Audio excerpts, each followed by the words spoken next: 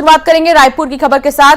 Ashoka hotel से खबर आ रही है जहां बिरयानी के मालिक को गिरफ्तार कर लिया गया है। अशोका होटल जो बिरयानी वाला होटल है उसके मालिक को गिरफ्तार कर लिया गया है। आरोपी कृष्णकांत तिवारी को पुलिस ने गिरफ्तार किया है। आरोपी के खिलाफ गैर इरादतन हत्या का मामला दर्ज किया गया। होटल के गटर में गिरने से 2 कर्मचारियों की मौत हो गई थी और इस पूरे मामले में गिरफ्तार किया गया है। होटल अशोका बिरयानी का जो मालिक है उसे गैर इरादतन हत्या का मामला दर्ज किया गया है। होटल के गटर में 2 कर्मचारियों की मौत हो गई थी जिन्हें बाहर निकाला गया और अब होटल के मालिक पर मामला दर्ज कर दिया गया है। गैर इरादतन हत्या का केस जो है वो दर्ज किया गया है। उन्हें बाहर निकाला गया था, कड़ी मशक्कत के बाद बाहर निकाला गया था। दोनों ही कर्मचारियों की मौत हो गई थी। इस पूरे मामले में फौरन एम्बुलेंस को भी बुलाया गया, दोनों को पहुंचाया गया था अस्पताल, लेकिन तब तक उनकी मौत हो चुकी थी।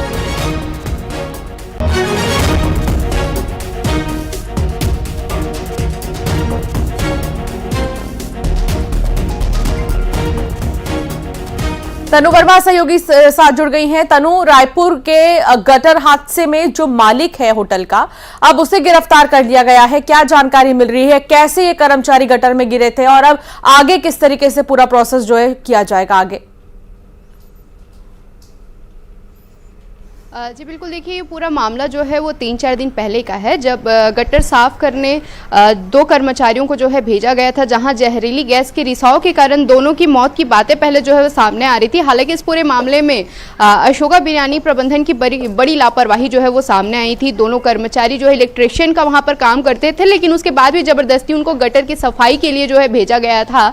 और इसके बाद जब मौत का मामला जब सामने आया तो उसके बाद लगातार प्रबंधन की तरफ से अलग अलग वजह जो है वो बनाया गया था। उसके बाद ही आपको बता दूं कि इस पूरे मामले में ये पूरा जो मामला है वो तूल जब पकड़ा जब बीते दिनों विधायक मोतीलाल साहू जो है धरने पर जो है अशोका बिरयानी सेंटर के बाहर बैठ गए थे। इसके साथ ही जो 2 मौतें हुई थी उनके परिजन भी शवों को अशोका बिरयानी सेंटर के बाहर ही रखकर कल रात भर जो है प्रदर्शन का जो है वो दौर चला। इसके साथ ही डिप्टी सीएम विजय शर्मा भी घटनास्थल पर पहुंचे थे, जहां दोनों परिवारजनों को जो है मुआवजा राशि देने की बात भी जो है वो कही थी और दोनों परिवारों को करीब 45 लाख का मुआवजा राशि जो है दिया गया था। एक परिवार को 15 लाख और एक परिवार को 20 लाख का मुआवजा राशि जो है वो दिया गया था। और इसके बाद आज जो है अशोका बिरयानी सेंटर के मालिक को गिरफ्तार कर लिया है। गैर इरादतन का मामला जो है उन पर दर्ज किया गया है। इसके साथ ही अशोका बिरयानी सेंटर के सभी ब्रांच को रायपुर में कुछ दिनों के लिए अभी सील किया गया है और इसके बाद आगे की कार्रवाई जो है पुलिस करेगी। जी बने रहिए तनु, आप हमारे साथ, आगे भी आपसे जानकारी लेंगे। फिलहाल इस पूरे मामले में जो मालिक है उसको गिरफ्तार किया गया है। गैर इरादतन हत्या का जो मामला है वो दर्ज किया गया है। कांकेर की बात करेंगे। कांकेर में नक्सली मुठभेड़ में मारे गए नक्सलियों की पहचान हो गई है। 29 में से 10 नक्सली मध्य प्रदेश और महाराष्ट्र से हैं। 16 अप्रैल को नक्सलियों और सुरक्षा बलों के बीच मुठभेड़ हुई थी, पुलिस भी वहां पर मौजूद थी। 29 नक्सलियों के शव बरामद हुए, बड़ी मात्रा में हथियार भी बरामद हुए हैं। नक्सली शंकर राव और उसकी पत्नी रीता तेलंगाना की हैं और नक्सली सुरेखा महाराष्ट्र की रहने वाली हैं। तो कई नक्सली कमांडर इस ढेर में जो है ढेर हुए हैं इस मुठभेड़ में। खेम नारायण संवाददाता साथ जुड़ गए हैं। खेम नारायण, अब नक्सलियों की पहचान हो गई है, इनमें टॉप कमांडर भी बताए जा रहे हैं नक्सलियों के। जी बिल्कुल, 16 अप्रैल को जिस प्रकार से पुलिस नक्सली मुठभेड़ हुई थी और पुलिस और सुरक्षा बल के जवानों को एक बड़ी सफलता मिली थी। 29 नक्सलियों को कलपर के जंगल में ढेर कर दिया गया था। उन 29 नक्सलियों की जो है पुलिस के द्वारा पहचान कर ली गई है और उसमें से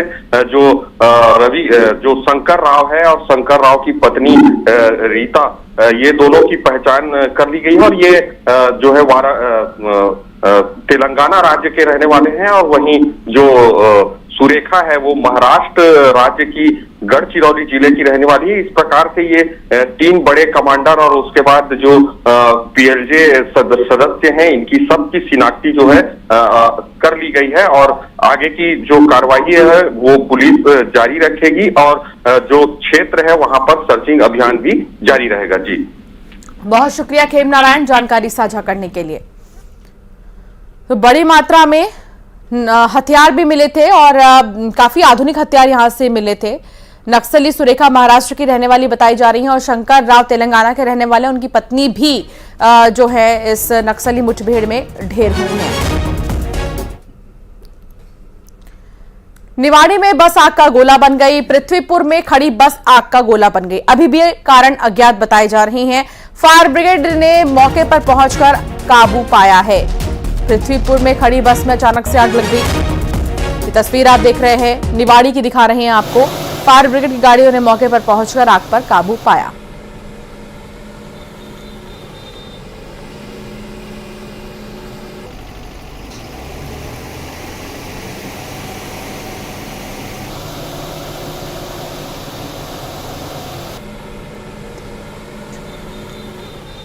तो आग का गोला ये बस बनी। निवाड़ी में ये बस खड़ी थी और इस बीच फायर ब्रिगेड मौके पर पहुंची और किसी तरह आग पर काबू पाया गया है, लेकिन कारण अभी भी अज्ञात है।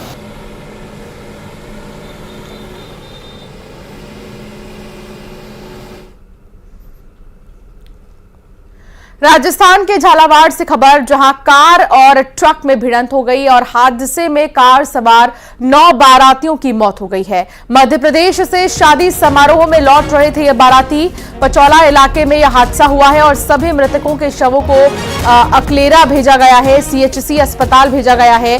घटना की सूचना पर पुलिस अधिकारी मौके पर पहुंच गए हैं। हालांकि 9 लोगों की मौत, बड़ी संख्या ट्रक और कार में भिड़ंत हुई और इस भिड़ंत की वजह से जो कार है वो पलट गई। 9 लोगों की मौत हो गई। एक शादी समारोह से वापस लौट रहे थे ये बाराती थे और इस बीच कार हादसे का शिकार।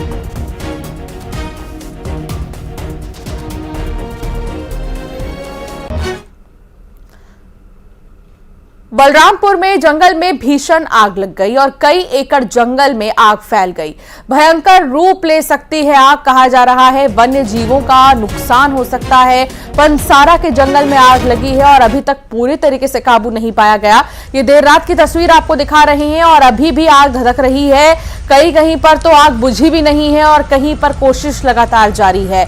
वन्य जीवों को सबसे ज्यादा नुकसान, आसपास के इलाके में रहने वाले लोगों को सबसे ज्यादा नुकसान, क्योंकि धुएं का गुब्बार यहां पर देखा जा सकता है। अंधेरे में भी आप धुएं को देखिए, धुएं का एक गुब्बार। जंगल में आग लगने की तस्वीर बलरामपुर से सामने आई है। भीषण आग लग गई और अभी भी जो जंगल में आग लगने का सिलसिला है वो पूरे तरीके से थमा नहीं है।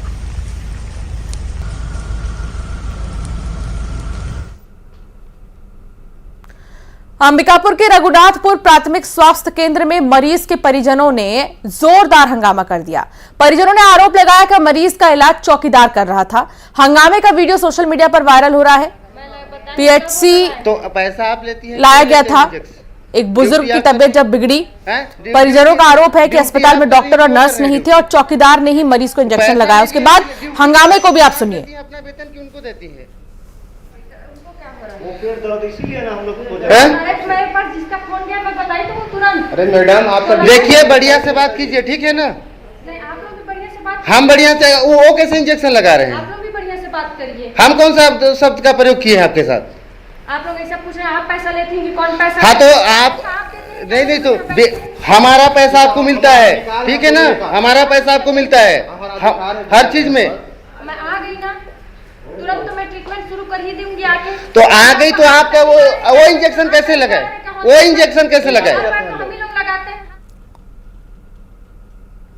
और अब बात आज के सुपर संडे की। आज सियासत का सुपर संडे है। आज रायपुर में गृह मंत्री अमित शाह रात 8:30 बजे आएंगे और रायपुर पहुंचेंगे अमित शाह, जिसमें कि वो बीजेपी की अहम बैठक में शामिल होंगे। कुशाभाऊ ठाकरे परिसर में देर रात तक ये बैठक होगी। 22 अप्रैल को कांकेर में अमित शाह की जनसभा है और इसी जनसभा के मद्देनजर जो है वो रायपुर आ रहे हैं, बैठक में भी शामिल होंगे।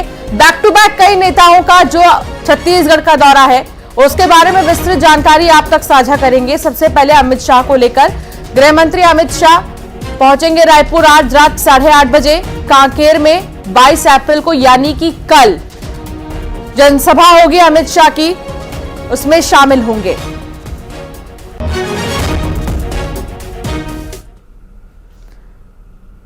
तो सियासत के सुपर संडे में उत्तर प्रदेश के मुख्यमंत्री योगी आदित्यनाथ आज छत्तीसगढ़ के दौरे पर रहेंगे। राजनांदगांव, बिलासपुर और कोरबा के दौरे पर रहेंगे सीएम योगी। बीजेपी कार्यकर्ता बुलडोजर से मुख्यमंत्री योगी आदित्यनाथ का स्वागत करेंगे। यूपी के सीएम का 30 बुलडोजर से स्वागत किया जाएगा। योगी आदित्यनाथ बिलासपुर के बेलतरा में 3 बजे चुनावी सभा को संबोधित करेंगे। योगी आदित्यनाथ राजनांदगांव के कुमरदा और कोरबा में भी चुनावी सभा को संबोधित करेंगे। तो मुख्यमंत्री योगी आदित्यनाथ की सभा को देखते हुए तैयारी पूरी कर ली गई है। 30 बुलडोजर सीएम के स्वागत के लिए यहां पर तैनात किए जाएंगे, क्योंकि बुलडोजर मॉडल जो कि काफी चर्चित है, उत्तर प्रदेश से लेकर पूरे देश में मुख्यमंत्री योगी आदित्यनाथ का यह बुलडोजर मॉडल काफी चर्चा में रहा है और लोग आज भी सराहना करते हैं बुलडोजर मॉडल की। इसलिए उनके सबसे शानदार मॉडल के ही मद्देनजर 30 बुलडोजर को सीएम के स्वागत के लिए तैनात किया जाएगा। काफी खास नजारा होगा उस वक्त का जब ये सब हम देखेंगे। सियासत के इस सुपर संडे में बात विष्णुदेव साय के चुनावी दौरे की भी होगी। तूफानी दौरा आज आप देखेंगे मुख्यमंत्री विष्णुदेव साय का। कवर्धा, महासमुंद, दुर्ग और रायपुर जिले का दौरा करेंगे। कवर्धा और महासमुंद में चुनावी सभा को संबोधित करेंगे। दुर्ग में सामूहिक आदर्श विवाह और कर्मा जयंती महोत्सव में शामिल होंगे। जैन दादाबाड़ी में महावीर जन्म कल्याणक महोत्सव में वो शामिल होंगे। तो सीएम विष्णुदेव साय का भी आज तूफानी प्रचार, तूफानी दौरा कहां पर होगा ये हम आपको दिखा रहे हैं। कवर्धा, महासमुंद में, दुर्ग में सामूहिक विवाह कार्यक्रम में वो शामिल होंगे और इसके अलावा महावीर जन्म कल्याणक महोत्सव में भी वो शामिल होंगे। तो आज तमाम कई बड़े दिग्गज चेहरों को आप छत्तीसगढ़ में देखेंगे। मिशन छत्तीसगढ़ के मद्देनजर ये चेहरे बेहद खास हो जाते हैं और ये चुनावी दौरा उससे भी ज्यादा खास। तनु वर्मा सहयोगी साथ जुड़ी हुई है, लगातार उनसे जानकारी लेंगे। तनु, सियासत का सुपर संडे है आज, सिलसिलेवार तरीके से बताइए कि सबसे पहले कौन आएगा, कितना खास होने वाला है आज का दिन?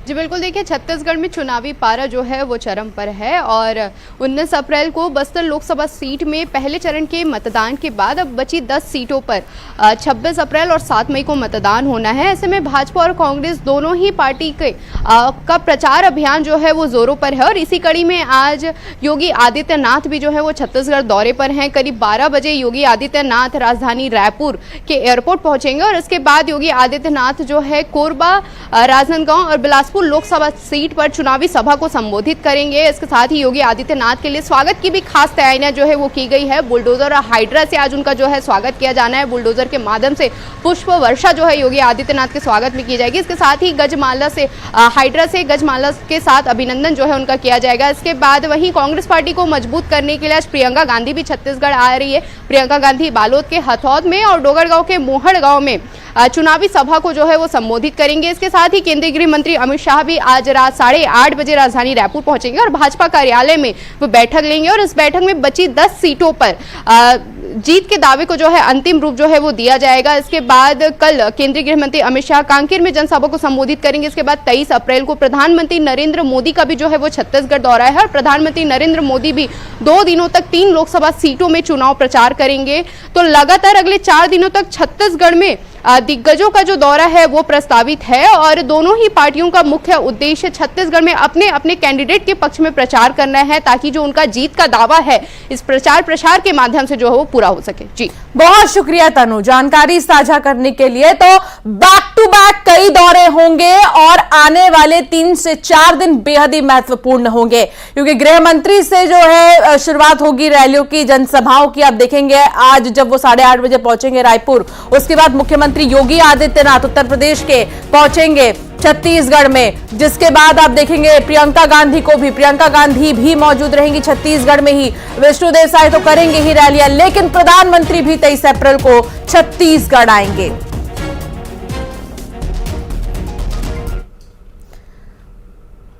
भोपाल में मुख्यमंत्री डॉक्टर मोहन यादव थोड़ी ही देर में यूपीएससी में सफल हुए प्रतिभागियों से मुलाकात करेंगे।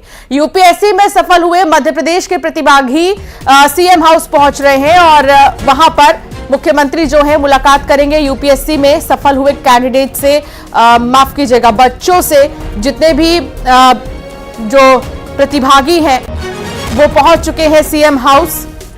यूपीएससी प्रतिभागियों से वो मुलाकात करते हुए नजर आएंगे। थोड़ी ही देर में ये सिलसिला शुरू हो जाएगा जब आप देखेंगे सीएम को टॉपर्स से मुलाकात करते हुए नजर आएंगे।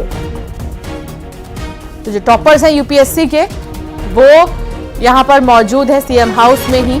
उनसे बातचीत करते हुए सीएम मोहन यादव नजर आएंगे।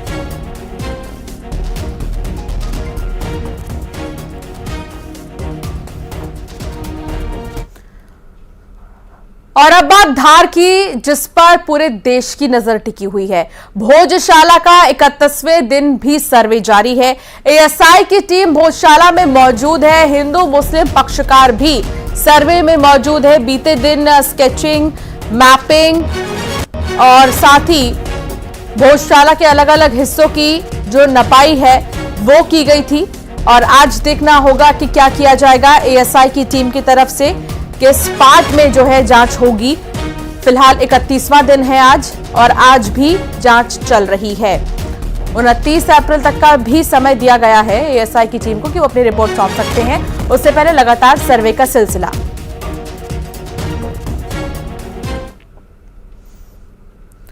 बीजापुर में नक्सलियों से मुठभेड़ में एक नक्सली के मारे जाने की खबर है। हथियार भी बरामद हुई है। भैरमगढ़ के केशकुतुल इलाके में मुठभेड़ जारी है। एसपी जितेंद्र यादव ने कहा कि मुठभेड़ जारी है।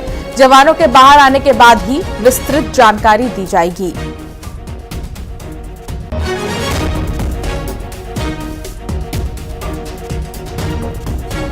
दिनेश गुप्ता संवाददाता साथ जुड़ गए हैं। दिनेश, क्या जानकारी मिल रही है?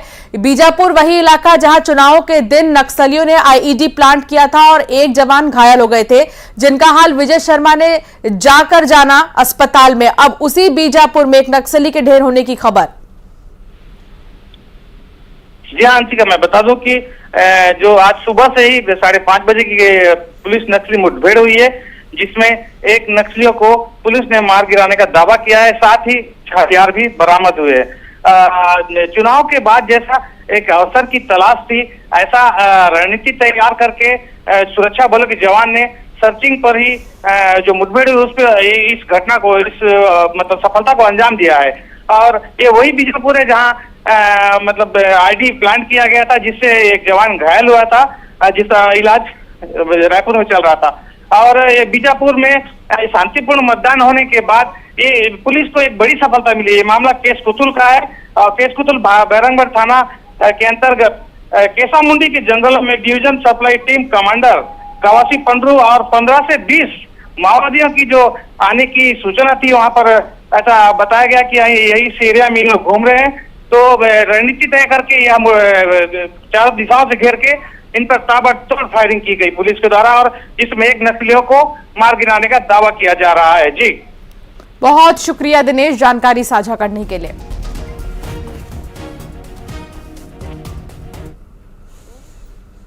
यहां रुकेंगे एक छोटे से ब्रेक के लिए, फौरन हाजिर होंगे।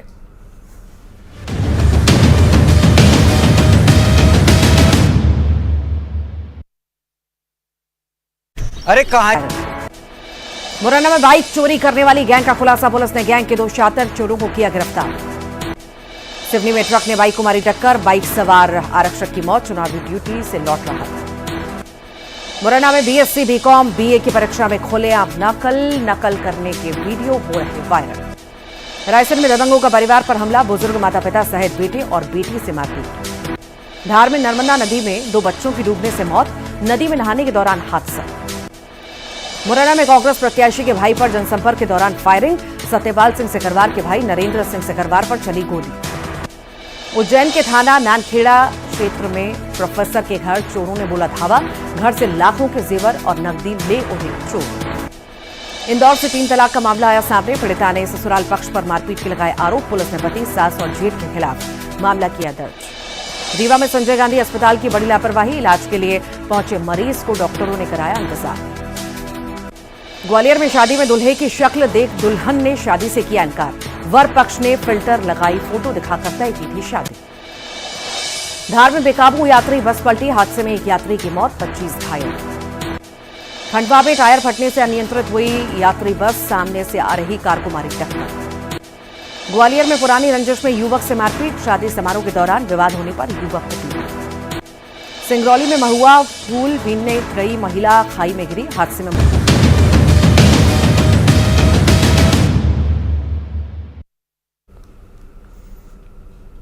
ब्रेक के बाद आपका स्वागत है। बात उस सेगमेंट की करेंगे जिसमें वोटर बोलेगा, नेताओं के सामने अपने मन का भेद खोलेगा, बात करेगा चुनाव के बारे में, उम्मीदवार के बारे में, मुद्दों के बारे में और रखेगा अपनी बेबाक राय। खास बात तो यह है कि हम इसमें वोटर का नाम, पता और उसका संदेश भी सुनाएंगे। तो आइए करते हैं इसकी शुरुआत, देखते हैं वोटर बोलता है में वोटर की क्या है राय। भिंड में तो हमारी समझ में विकास हो रहा है अभी, और अपने जो नरेंद्र सिंह नेताजी बने हैं जब से विधायक, तब से तो ये है कि ठीक ठाक चल रहा है, बढ़िया चल रहा है, कोई दिक्कत ही नहीं है। सांसद 35 साल से आप बना रहे हैं भिंड में जी, कितना विकास हुआ है सांसद के द्वारा? सांसद द्वारा तो हमारी समझ में कुछ भी विकास नहीं हुआ है। जो पिछले भी सांसद रहे हैं उनने भी कुछ नहीं किया, और ये भी रही हैं संध्या राय जी, उनने भी कुछ नहीं किया, और जो फिर भी दोबारा आ रही हैं, मतलब नहीं है इनका कुछ। हम विकास ऐसा चाहते बढ़िया हो, मतलब लोग घूमने आए, देखें, ये कहें कि हाँ भिंड क्षेत्र अच्छा बना है, अच्छा है, भिंड दतिया अच्छा है। अभी तो कुछ नहीं है, लोग आते कहते क्या है भिंड में, कुछ नहीं है भिंड दतिया में, कुछ भी नहीं है। क्या शिक्षा, स्वास्थ्य, सड़क, बिजली, पानी के क्षेत्र में कितना विकास है? विशेष नहीं है। विशेष कितना और चाहती है, क्या होना चाहिए? अच्छा होए, मतलब अच्छा होना चाहिए। 35 सालों से तो अभी तक हमें तो कोई विकास नजर नहीं आ रहा है बिल्कुल भी। और ये कोरोना काल में तो उन्होंने बताया है कि मतलब कोरोना काल में 2 महीने मतलब हम इधर उधर रहे, या तो फिर उनको भी यहाँ आना चाहिए था ना, मतलब कोरोना काल में कौन कहाँ मर रहा है, कौन क्या कर रहा है, किसी को आना चाहिए। संजय राय को। तो आपके बीच नहीं आती है? नहीं, कभी नहीं, हमने देखा ही नहीं, आज तक हमने ये नहीं देखा कि संजय राय है कौन। तो विकास के नाम पे बहुत ज़्यादा कुछ हुआ नहीं है यहाँ पे, और भिंड वैसे भी सभी लोग कहते हैं कि पिछड़ा है। और यहाँ पे जैसे देखा जाए मूलतः समस्या ये है कि ग्वालियर और जो भिंड की 4 लाइन की जो समस्या है, आए दिन वहाँ एक्सीडेंट होते हैं, तो वो आज भी समस्या बनी हुई है, जो कि अगर चाहती यहाँ के सांसद तो हो जाता। और यहाँ पे आधेर रोड पे जो फ्लाईओवर की समस्या बहुत बड़ी समस्या है, आए दिन वहाँ पे जाम की स्थिति बनी रहती है, वो भी यहाँ पे दूर नहीं हो पाई है। यहाँ पे विकास की तो ऐसी बात है कि संजय राय सांसद हैं, आज तक मैंने कभी उनको क्षेत्र में नहीं देखा। मुझे पोस्टर में जरूर अभी चुनाव चलने लगे, लेकिन अगर मुझसे कोई पूछता तो मैं सोचता कि यहाँ पे कौन सांसद है, क्योंकि कभी भी आज तक किसी भी मतलब इंटरेक्शन होता ना कि एक नेता होता है जो जमीनी स्तर से जुड़ा होता है, लोगों से जुड़ा होता है, लोगों की समस्याओं के लिए होता है, तो मैंने आज तक कभी भी उनको क्षेत्र में भ्रमण करते हुए समस्याओं की समस्या तो छोड़ो, समस्या के बारे में पता ही नहीं होगा उनको कि यहाँ चल क्या रहा है। रोड है, ये आप देखो ना विकास ना, रोड हैं, ये आप इसको देख लो, छोटा सा एग्जांपल, गौरी सरोवर, यहाँ पे ये पानी भरा होता था पूरा। तो अगर आप भी अपना संदेश इसी तरह देना चाहते हैं तो नीचे दिए गए नंबर पर आप भी अपना संदेश भेज सकते हैं। हम आपके नाम और पते के साथ पूरा संदेश सुनाएंगे, क्योंकि लगातार हमारे इस खास कार्यक्रम वोटर बोलता है